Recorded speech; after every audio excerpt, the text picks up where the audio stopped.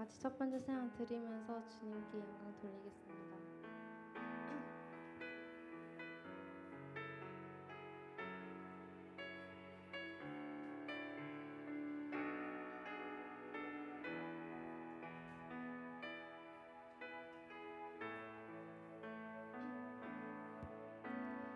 영원한 사귐에 날 초대하시는 주님을 누리며 사는 것,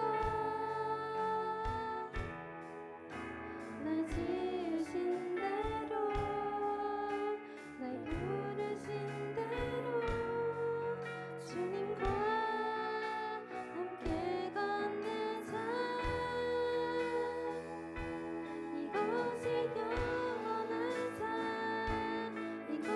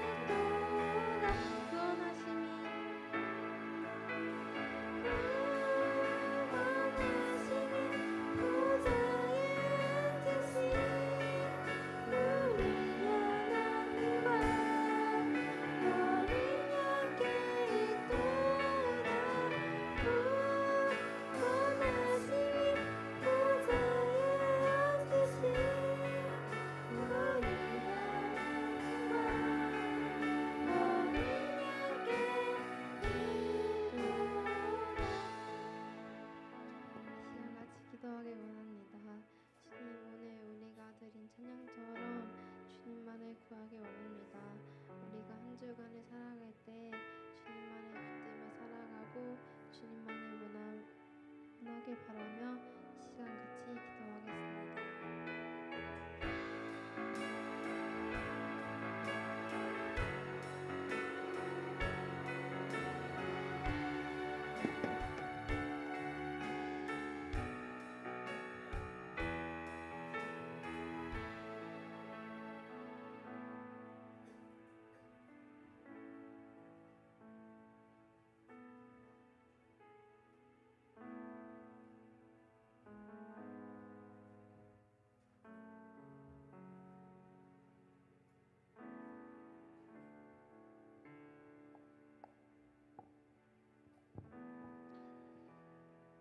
하나님 아버지,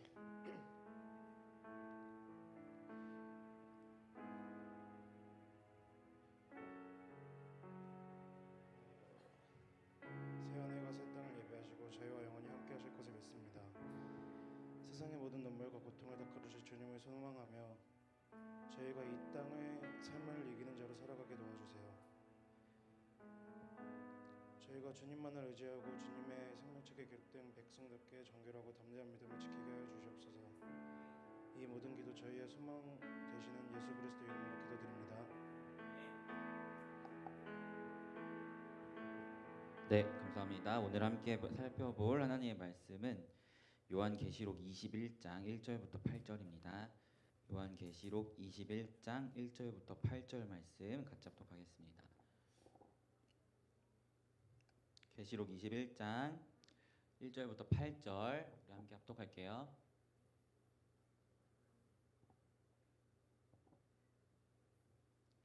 계시록 21장 1절부터 8절 말씀 다 찾으셨죠? 찾은 줄을 믿고 합독하겠습니다. 시작. 또 내가 새 하늘과 새 땅을 보니 처음 하늘과 처음 땅이 없어졌고 바다도 다시 있지 않더라. 또 내가 보매 거룩한 성 새 예루살렘이 하나님께로부터 하늘에서 내려오니 그 준비한 것이 신부가 남편을 위하여 단장한 것 같더라. 내가 들으니 보좌에서 큰 음성이 나서 이르되 보라, 하나님의 장막이 사람들과 함께 있음에 하나님이 그들과 함께 계시리니 그들은 하나님의 백성이 되고 하나님은 친히 그들과 함께 계셔서 모든 눈물을 그 눈에서 닦아주시니 다시는 사망이 없고 애통하는 것이나 복하는 것이나 아픈 것이 다시 있지 아니하리니 처음 것들이 다 지나갔음이러라. 보좌에 앉으신 이가 이르시되 보라, 내가 만물을 새롭게 하노라 하시고 또 이르시되 이 말은 신실하고 참되니 기록하라 하시고 또 내게 말씀하시되 이루었도다. 나는 알파와 오메가요 처음과 마지막이라.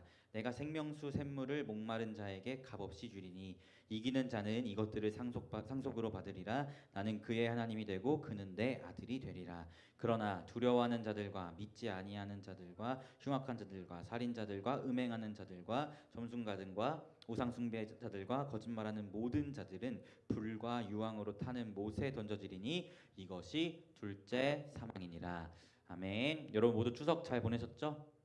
추석 한 주 내내 비가 와가지고 집중. 지호야 앞에 봐야지. 앞에 봐야죠. 우리 집중합시다. 추석 내내 비가 너무 와가지고 좀 우중충했지만 그 긴 연휴였기 때문에 여러분 안에 좀 쉼이 되었기를 바래요. 제가 사전에 말씀드렸던 대로 우리 고린도전서, 청년부는 갈라디아서, 중고등부는 요셉 이 이야기를 다 마무리를 했습니다. 그리고 이제 마지막으로 남은 것은 요한계시록을 이제 남겨두고 있는데요. 앞으로 제가 여러분과 말씀을 나눌 시간이 3주 정도 남아 있는데 이 3주 동안 요한계시록에 대해서 마무리를 하고 여러분과의 이야기를 이제 끝맺으려고 합니다. 그래서 아무래도 요한계시록이 이제 세대통합 예배 때 주로 설교를 했다 보니까 여러분들도 아마 이해하기 어려우셨을 거예요. 제가 어른 성도님들에게 맞춰서 설교를 하다 보니까 어려웠을 것 같은데 쉽게 이야기하면 요한계시록은 초대교회 성도들에게 예수님께서 이미 승리하셨고 세상 끝날에 또한 승리하실 것이다 라는 메시지를 주고 있는 성경이 요한계시록이에요. 그 당시 초대교회 성도들은 로마 황제를 숭배하지 않는다는 이유로 핍박을 받았거든요. 그 핍박 가운데에서 견디고 인내해야 할 이유가 뭐냐면 예수께서 승리하셨기 때문에 핍박이 있다 할지라도 믿음의 신실함을 지켜라라는 그러한 메시지를 주고 있는 것이 요한계시록입니다.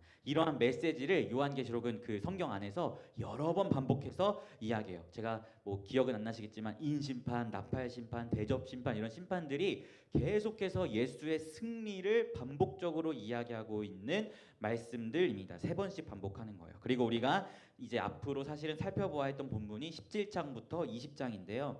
이 본문들은 사실 우리가 지난달에 살펴봤던 대접심판 거기에 에필로그 같은 부분입니다. 좀 더 자세하게 말하면 우리가 지난달에 아마겟돈 전쟁이라는 거 기억나실지 모르겠지만 살펴봤잖아요. 하나님의 산에 하나님이 부르신 자들과 사탄이 부른 자들이 함께 모여서 충돌하는 이야기, 그 이야기에 대한 아주 세세한 이야기가 17장부터 20장에 나와 있어요. 그래서 이 이야기들을 살펴보면 좋겠지만 이미 아마겟돈 전쟁에 대해서 제가 여러분과 함께 나눴고 또 여러분과 말씀을 함께 나눌 수 있는 시간이 3주밖에 남지 않았기 때문에 어쨌든 아마겟돈 전쟁에 대해서 여러분과 짧게 나눴으니까 이 부분을 자세하게 다루고 있는 17장부터 20장의 이 부분들은 생략하고 바로 21장부터 살펴보았으면 좋겠어요. 그래서 오늘 우리가 함께 읽은 21장은 결국 이제 예수님께서 승리하셨고 이제 완성된 새 하늘과 새 땅 그리고 새 예루살렘에 대해서 서술하고 있는 것이 21장입니다. 그 중에서 오늘은 새 하늘과 새 땅에 대한 부분만 살펴보도록 하겠습니다. 다음 주에 새 예루살렘에 대해서 살펴보도록 할게요.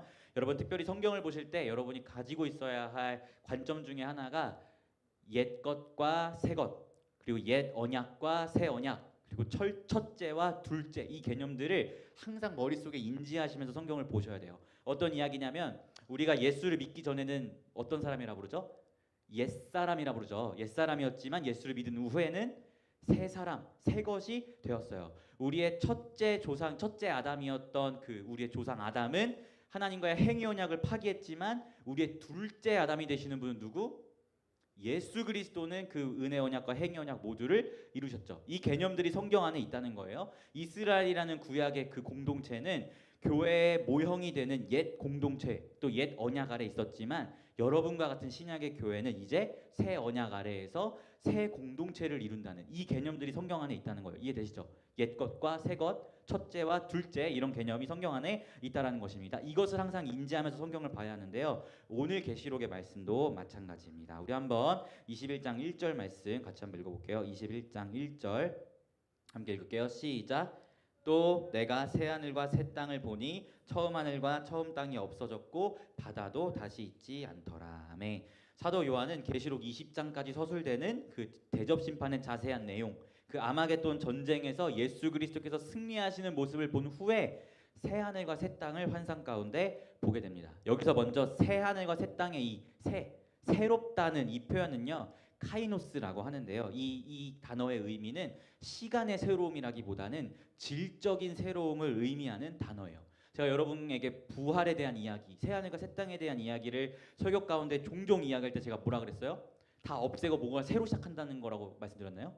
갱신이라고 분명히 말씀드렸죠. 여러분의 육신과 또 이 땅과 연속성이 있는 것으로 갱신되는 것이 우리의 부활의 몸이고 새하늘과 새 땅이라는 개념이라고 말씀드렸어요. 그 개념이 카이노스라는 단어에서 들어있는 거예요. 새하늘과 새 땅은 창조하신 모든 것을 없애고 새로운 시간선에서 새로운 것을 시작하는 게 아니라 질적으로 새롭게 갱신된 공간이라는 것을 카이노스라는 단어에서 보게 되는 것입니다. 그렇다면 1절에서 나오고 있는 처음 하늘과 처음 땅이 없었다는 이 말은 뭐냐? 없어지지 않고 갱신되는 거라 그랬는데 여기서 왜 처음 하늘과 처음 땅이 없어졌다라고 이야기하냐라는 질문을 던져야죠. 제가 서두에 뭐라고 이야기했어요? 성경에서 머리에 항상 인지하고 있어야 되는 게 첫째와 둘째, 옛것과 새것 이 개념들을 항상 기억해야 된다 말했어요. 그럼 그 관점에서 이 처음 하늘과 처음 땅이 없어졌다라는 말은 무슨 의미예요? 이제는 둘째 하늘과 둘째 땅이 시작되었다. 다른 말로 옛 하늘과 옛 땅에서 새 하늘과 새 땅으로 갱신되었다라는 개념을 보여주고 있는 거예요. 어려워요? 이해되시죠? 그리고 1절에서 바다도 다시 있지 않더라라고 서술합니다. 여기서 말하는 이 바다는요, 여러분 계시록 13장에서 짐승들이 올라오는 바다가 있어요. 첫째 짐승과 둘째 짐승, 그 짐승들이 올라왔던 바다, 바로 악의 세력이 거하는 곳을 바다로 요한계시록은 묘사하고 있는데 그 악의 세력이 거하는 바다도 더 이상 존재하지 않는다라는 것을 계시록이 이야기하고 있는 거예요. 이해되시죠? 이걸 정리하면 새 하늘과 새 땅은 우리가 살아가고 있는 이 땅과 하늘이 질적으로 새로운 것이 된 것인데 그곳에는 더 이상 하나님의 자녀들을 괴롭게 하는 존재들이 존재하지 않는다라는 것을 1절 말씀 통해서 확인하게 되는 것입니다. 바다는 그 악의 세력들, 하나님의 자녀들을 괴롭히는 세력들이 출몰하는 지역이 바다인데 그것이 없다고 이야기하는 것에서 확인하게 되는 거예요. 이해되시죠? 그러면 그곳에서 어떤 일이 일어나는가? 우리 한번 2절부터 3절 같이 읽을게요. 새하늘과 새 땅에서 2절부터 3절 합독하겠습니다. 시작. 또 내가 봄에 거룩한 성 새 예루살렘이 하나님께로부터 하늘에서 내려오니 그 준비한 것이 신부가 남편을 위하여 단장한 것 같더라. 내가 들으니 보좌에서 큰 음성이 나서 이르되 보라 하나님의 장막이 사람들과 함께 있음에 하나님이 그들과 함께 계시리니 그들은 하나님의 백성이 되고 하나님은 친히 그들과 함께 계셔서 아멘. 그 새 하늘과 새 땅에서 거룩한 성 새 예루살렘이 하늘에서 내려온다라고 성경이 기록해요. 그리고 예루살렘에 대한 건 다음 주에 자세히 볼게요. 하나님께서는 하나님의 사람들에게 하나님의 장막을 그 위에 쳐주신다라고 성경이 기록하고 있는데 우리 이것에 대해서 이해하기 위해서 우리 말씀 한 구절만 찾아볼게요. 예레미야 2장 2절입니다. 새하늘과 새 땅이 이루어지면 하나님께서 하나님의 자녀들 위에 장막을 쳐주신다고 하는데 이것이 어떤 의미인지 예레미야 2장 2절 함께 읽을게요. 예레미야는 구약입니다. 예레미야 2장 2절 찾으셨죠? 합독하겠습니다. 시작. 가서 예루살렘의 귀에 외칠지니라 여호와께서 이와 같이 말씀하시기를 내가 너를 위하여 내 청년의 때의 인애와 내 신혼의 때의 사랑을 기억하노니 곧 씨 뿌리지 못하는 땅 그 광야에서 나를 따랐음이니라. 아멘. 여러분 하나님께서는 이스라엘이 애굽을 탈출해서 광야에서 40년 동안 생활한 그 시간 여러분 잘 알고 계시죠? 그 40년 그 시간을 하나님이 뭐라고 표현하냐면 너와 나의 신혼의 때였다라고 하나님께서 표현하세요. 이해가 되세요? 그래서 즉 하나님은 옛 공동체였던 그 이스라엘과 하나님의 관계성을 결혼이라는 관계성 안으로 설명하고 계신 거예요. 그런데 하나님께서 그 이스라엘과 신혼의 때를 광야 가운데서 누리시면서 하나님이 이스라엘을 어떻게 인도하셨죠?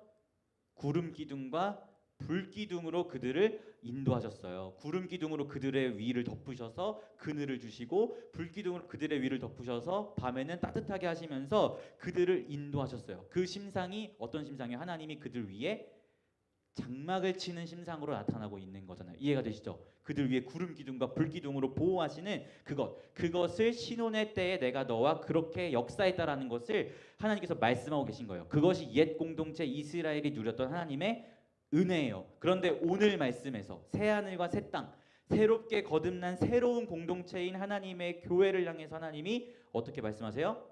그들 위에 내가 장막을 치고 신부가 남편을 위해서 준비한 것 같이 이런 표현들을 하나님께서 사용하신다는 거예요. 여기서 우리가 뭘 엿보게 되죠?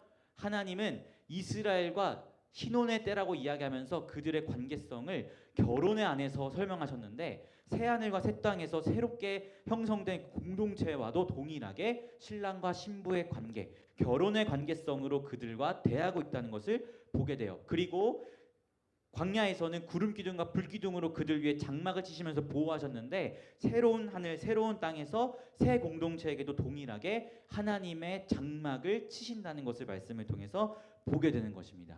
여기까지는 이해가 되시죠?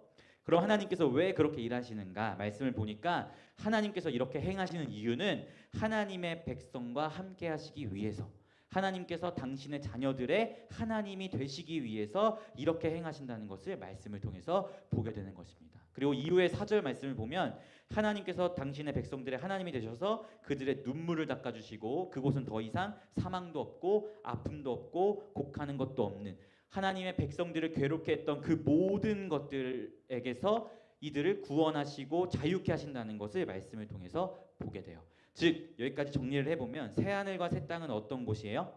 우리가 지금 살아가고 있는 이 세상의 것들이 질적으로 새로워져서 우리가 성경 속에서 보았던 이스라엘 공동체에게 베푸셨던 그 은혜들이 더욱더 충만하게 경험되는 곳이 새하늘과 새 땅이라는 것입니다. 우리가 성경에서 보게 되는 그 이스라엘 백성들, 옛 공동체에 행하셨던 그 은혜보다 더 충만하고 우리가 상상할 수 없을 만큼 아름다운 은혜들이 존재하고 있는 곳이 새하늘과 새 땅이라는 것을 보게 되는 거예요. 여러분, 성경 안에서 언제나 그 제가 옛것과 새것, 첫째와 둘째 이런 것들을 기억하라 했잖아요. 그 관계성 안에서 옛것, 또 다른 말로 첫째 것은 언제나 불완전합니다. 항상 불완전한 것을 내포하고 있어요. 그렇기 때문에 하나님과 신혼의 관계에 있었던 구약의 이스라엘 백성들은 하나님의 장막의 보호를 받으며 살아갔음에도 끊임없이 하나님께 반역하고 하나님 앞에 범죄하는 일들을 행하잖아요. 왜냐하면 첫째 공동체, 첫째였던 그들은 불완전한 공동체였기 때문입니다. 그런데 성경에서 나타내고 있는 새하늘과 새 땅에 있을 새 공동체, 또 새하늘과 새 땅, 이것은 완전하고 충만함을 의미해요. 즉 새하늘과 새 땅에서 누리게 되는 하나님과의 신혼, 하나님과의 결혼 관계는 하나님의 장막, 또 하나님께서 허락하신 그런 장막들은 우리가 성경 말씀을 통해서 보게 되었던 것들과 완전히 질적으로 차원이 다른 충만하고 완전한 은혜들이라는 것을 우리가 말씀을 통해서 보게 되는 것입니다. 그 날에는 하나님의 모든 신비와 비밀, 또 하나님의 충만한 것들을 우리가 다 마주하게 될 거예요. 여러분, 우리가 지금 아무리 이 세상에 과학이 발전했다고 해도, 또 많은 물리 법칙들을 발견해서 이 세상이 어떻게 돌아가는지를 과학자들이 설명한다고 해도 여전히 설명할 수 없는 물리 법칙들이 너무나 많아요. 여러분, 과학 시간에 뭐 그런 얘기 들어보셨어요? 물리학의 4대 힘? 중력, 양력, 강력, 전작이라고 못 들어보셨어요? 물리학의 근간을 이루는 4대 기본적인 힘이 있어요. 중력과 전자기력과 강한 핵력과 약한 핵력. 이것들이 어떻게 작동하는지는 과학자들이 밝혔지만 그 힘이 도대체 왜 존재하는지는 과학자들이 알 수 없어요. 그 힘이 왜 물리학의 근본을 이루는 시작이, 왜 어떻게 시작이 되었는지, 그 힘의 존재의 원리가 무엇인지는 다 알 수가 없습니다. 과학자들도 밝히지 못해요. 근데 이 모든 것들을 저는 하나님의 지혜요 감추어진 신비라고 이야기하고 싶습니다. 여러분이 새하늘과 새 땅에서 그 완전함을 누리게 될 때 이 모든 하나님의 지혜가 다 드러나고 마주하고 그 하나님의 영광스러운 위엄 앞에 여러분이 서게 된다는 거예요. 이런 과학적인 것들뿐만 아니라 우리가 머리로 다 이해할 수 없는 하나님에 대한 신비가 있죠. 뭐죠? 바로 삼위일체라는 하나님의 신비가 있어요. 본질상 하나지만 위격상 세 분이라는 이 하나님의 존재 원리. 어떻게 이 세 분이 곧 한 분이라는 말이 우리 머리는 도대체 이해가 안 되는 원리잖아요. 그런데 그것들이 새하늘과 새 땅이 이루어지고 우리가 하나님 앞에 완전하게 새롭게 될 그날에는 그 모든 하나님의 지혜와 지식이 다 드러나서 우리가 그 하나님 앞에 영광스러운 그 하나님을 마주하게 될 것이라는 것입니다. 여러분이 그렇게 우리가 지금 다 이해할 수 없는 하나님의 존재 원리나 지금도 과학자들이 설명할 수 없는 그런 아주 기본적인 세상이 돌아가고 있는 원리들을 하나님의 지혜 안에서 다 마주하게 된다면 여러분이 하나님 앞에 어떤 감정을 느낄 것 같으세요? 그냥 조금만 상상해 봐도 그런 하나님의 충만한 지혜 앞에 우리가 서게 된다면 다 말할 수 없는 경이로움과 압도감을 저는 엄청나게 느끼게 될 것 같아요. 그런데 그 충만함과 완전함을 여러분이 누리게 될 것이라고 하나님이 말씀하고 계신다는 것입니다. 옛 공동체 안에서 우리가 다 경험하지 못했던, 부분적으로만 알았던 그 모든 것들이 하나님 앞에서 이제 완전하게 우리 것이 되어서 충만하고 정말 경이로운 은혜들이 여러분에게 예비되어 있다는 것을 기억하셨으면 좋겠어요. 제가 지금 자꾸 막 충만하고 경이롭고 이런 표현을 쓰는데 이 표현밖에 쓸 수 없어요. 왜냐하면 저도 경험해보지 못했기 때문에.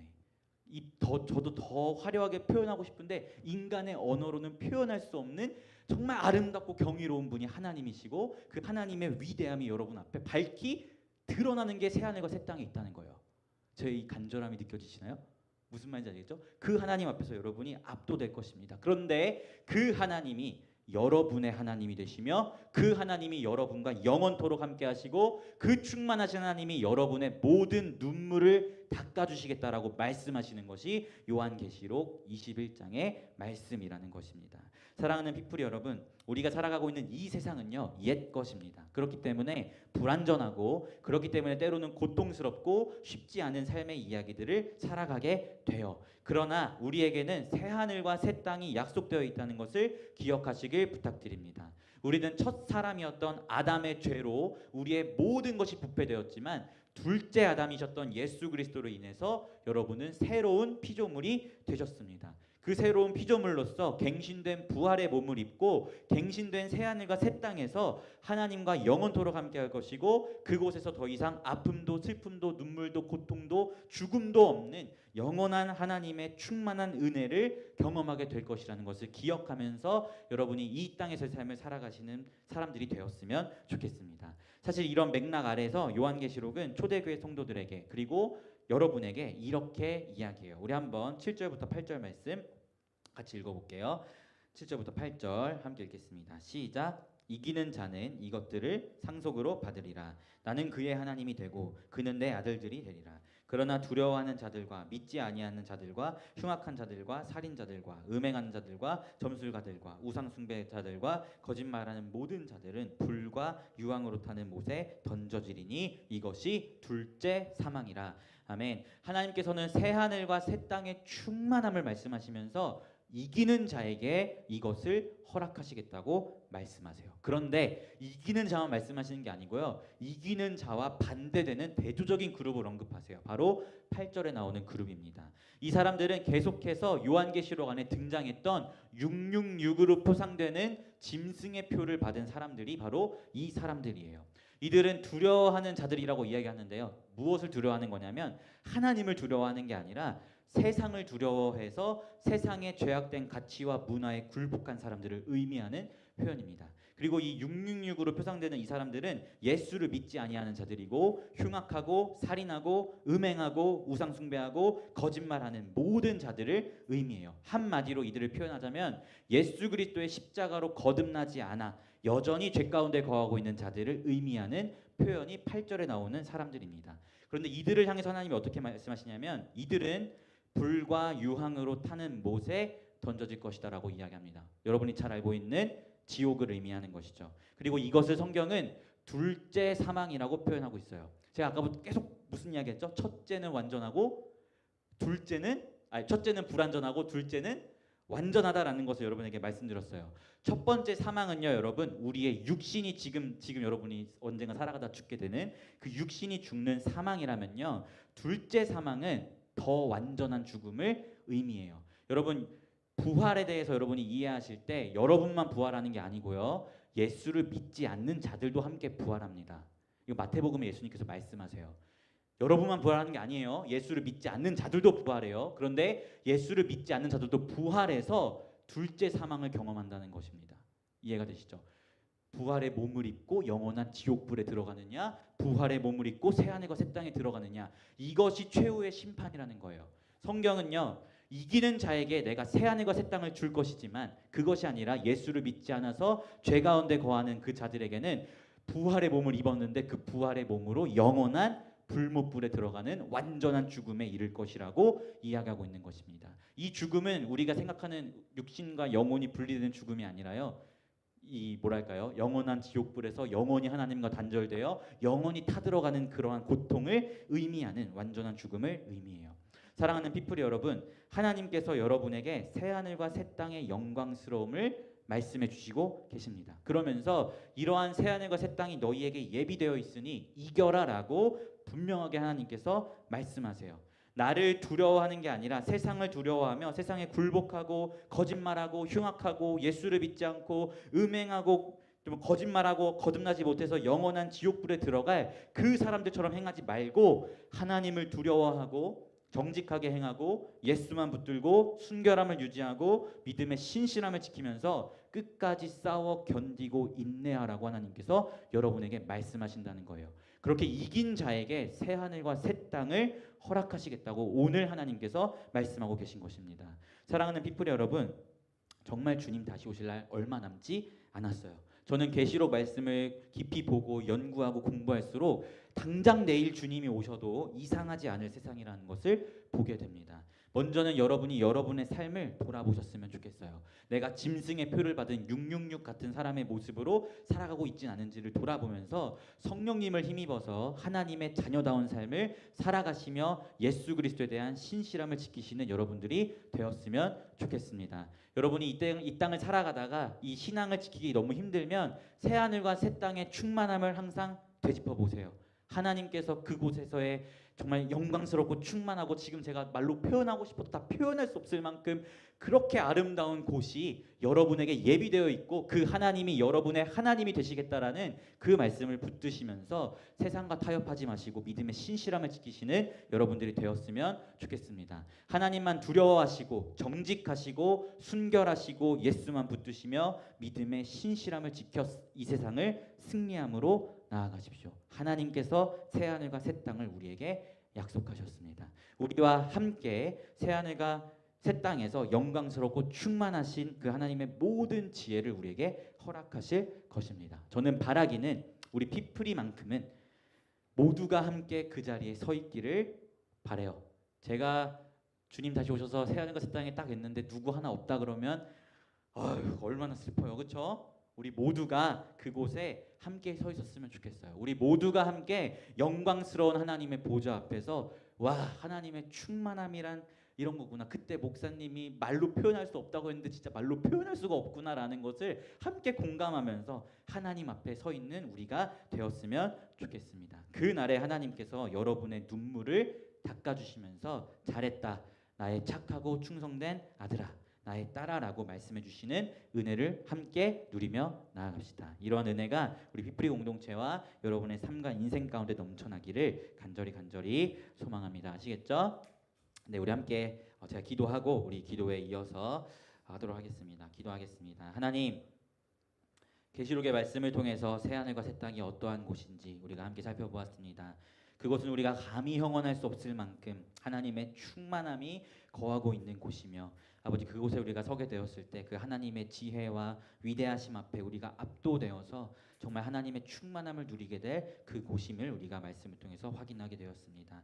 우리가 이 땅을 살아가면서 그 새하늘과 새 땅이 우리에게 예비되어 있음을 기억하며 믿음의 신실함을 지킬 수 있도록 인도하시고 멸망할 자들과 같이 하나님을 두려워하지 않고 예수를 떠나고 거짓말하고 음행하고 우상을 숭배하는 이런 모습으로 살아가는 것이 아니라 날마다 하나님을 두려워하며 정직하며 순결하며 예수만 붙들고 믿음의 신실함을 써가는 하나님의 자녀다운 삶으로 살아갈 수 있도록 그리하여 끝내 견디고 싸워 승리하여서 하나님께서 허락하시는 새하늘과 새 땅을 누리는 우리 피프리가 될 수 있도록 주님 인도하여 주십시오. 감사드리며 예수님의 이름으로 기도합니다. 아멘.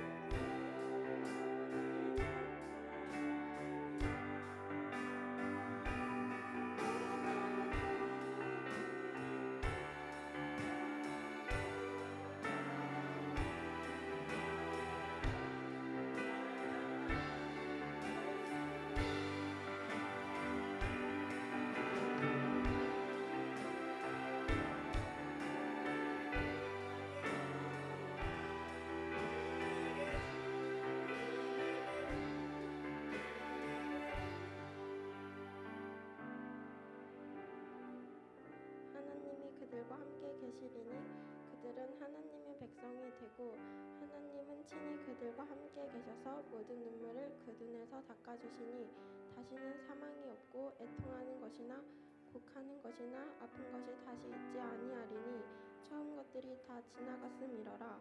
요한계시록 21장 3절부터 4절 말씀하면 세상을 살아가는 동안 우리는 때때로 외로움과 고통 그리고 좌절을 경험합니다.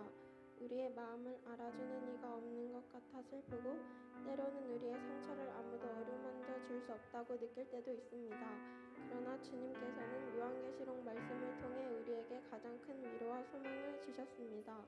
바로 새하늘과 새 땅에서 우리와 함께 거하시며 우리의 모든 눈물을 닦아주시고 다시는 아픔과 슬픔이 없는 깊은 친밀감 속에서 영원히 함께 계시겠다는 약속을 기억하며 다 같이 기도하겠습니다.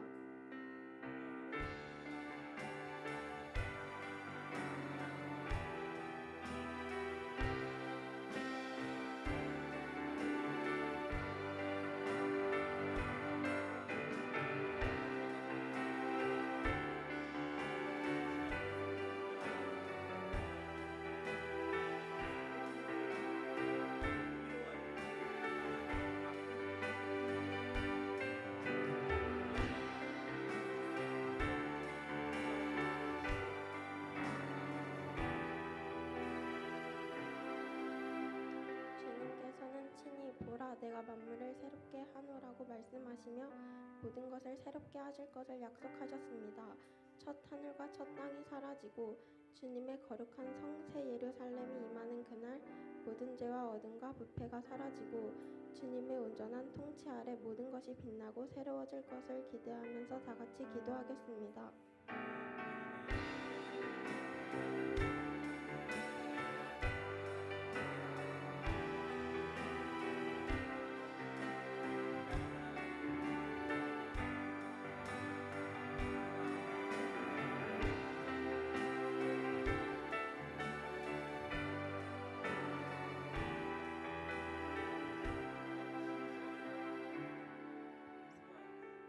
사랑의 하나님, 우리가 이 세상에서 눈물을 흘리고 아파하고 때로는 길을 잃을지라도 주님께서 친히 우리와 함께 하시며 모든 눈물을 닦아주실 그 영광스러운 날을 기다리게 해주시고 주님께서 내가 만물을 새롭게 하노라고 약속하신 그 말씀을 굳게 붙잡고 절망 속에서도 희망을 발견하며 연약함 속에서도 주님의 강하신 능력을 의지하게 해주세요.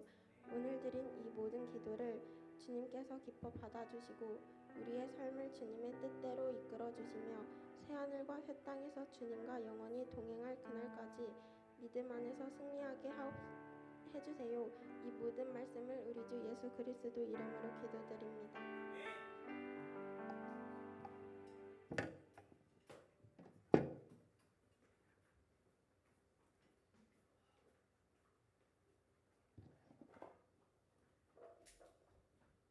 물질적으로 부족함이 없으신 주님께 영광 돌리면서 다 함께 찬양하겠습니다.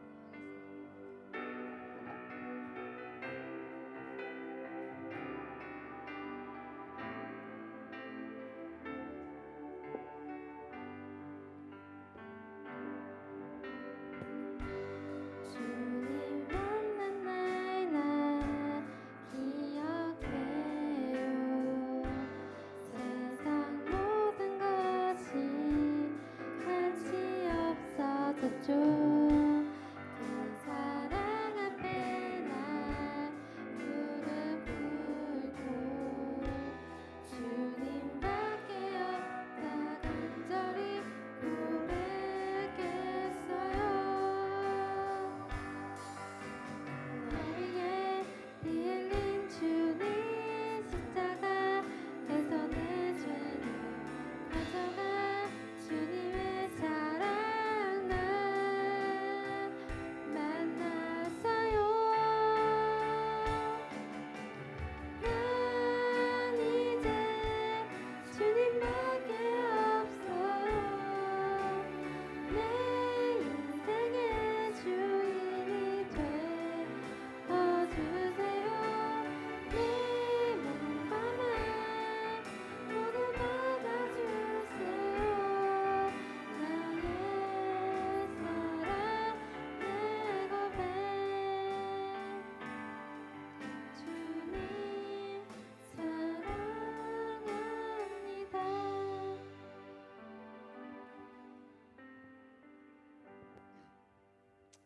하나님 아버지, 저희 피프리가 드리는 예물을 받아주시고 하나님의 뜻과 나라를 위해 사용하여 주세요. 예수님 이름으로 기도드립니다. 아멘.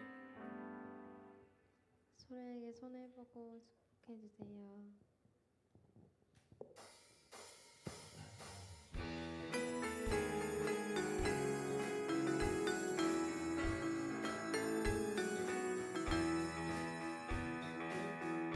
하나님의 사랑이 온 세상 가운데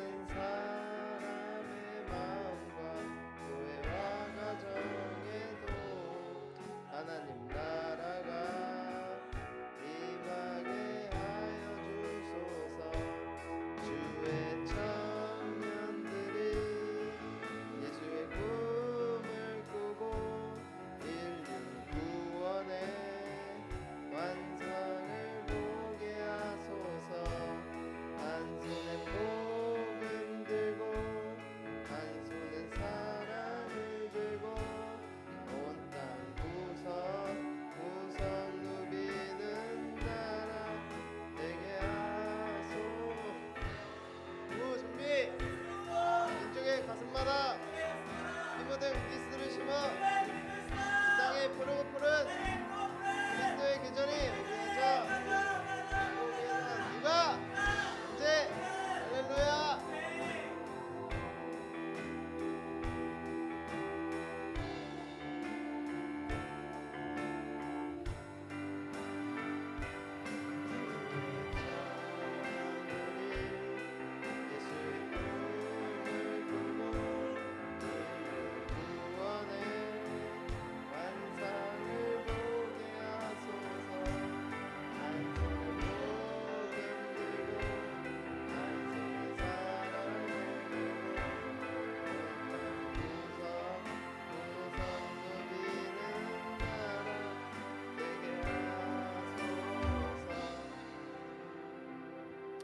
기도하겠습니다. 주 예수 그리스도의 은혜와 하나님의 사랑과 성령의 교통하심이 오늘 말씀 듣고 새 하늘과 새 땅이 우리에게 예비되어 있음을 기억하며 하나님을 향한 믿음의 신실함을 지키며 살아가겠다 결단한 우리 사랑하는 빛뿌리 공동체 한 사람 한 사람 머리 위에 이들의 삶과 인생과 하는 모든 일 가운데 또 학업과 진로와 취업, 결혼 그 모든 것들 위에 지금부터 영원히 함께 있을지어다. 아멘.